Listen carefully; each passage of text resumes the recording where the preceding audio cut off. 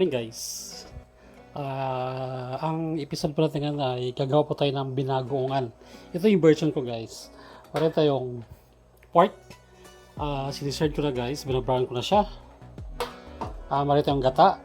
Ang dalawang klaseng gata guys. Unang piga, pangalawang piga. Then ang ating sibuyas,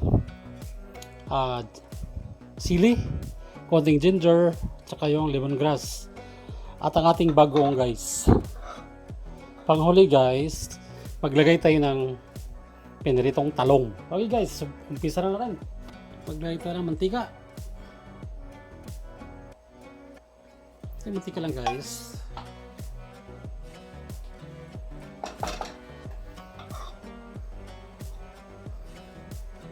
Sibuyas.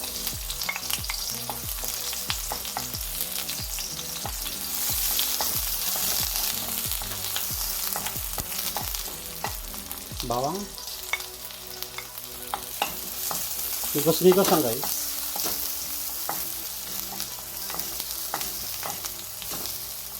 Konting ginger. Ating lemongrass guys. Isang ulo lang.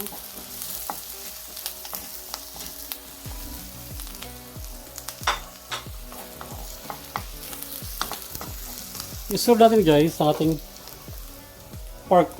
Okay?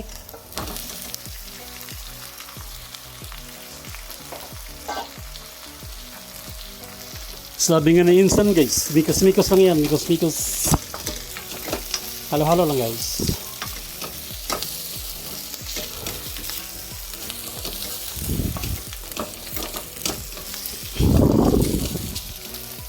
Since na-blanch na ang ating pork, dadagdag na tayo ng homemade kong bagong paste guys. Sarap yung bagong na yan kasi gawa ko. May kunting sugar, may meat o pork. Yan guys. Hindi na siya maalat gano guys. Timplado na yan. Halo-halo natin guys.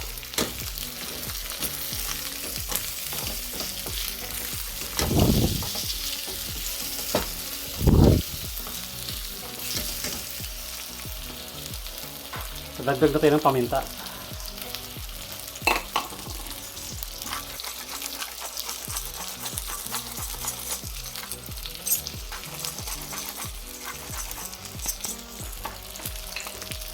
Ngayon guys,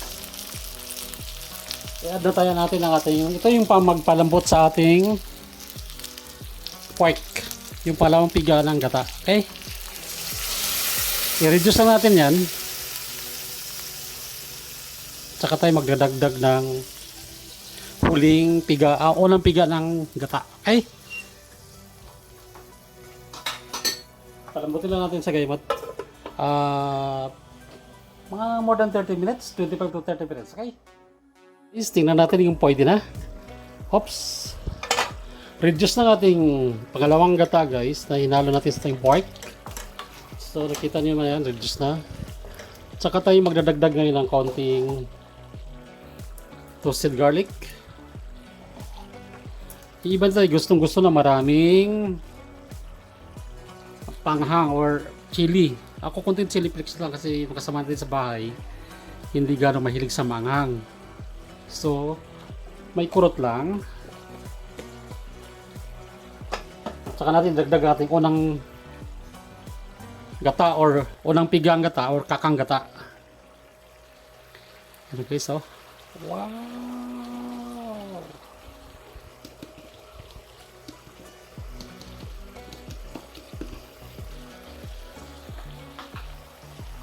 Halo-haloin lang natin. Ano guys, oh. Oh, sarap yun guys. Ano? Pakuloy natin bahagya para maluto ang ating gata.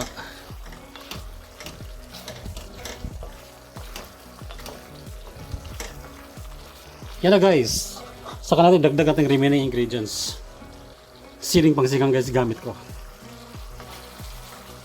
Yan.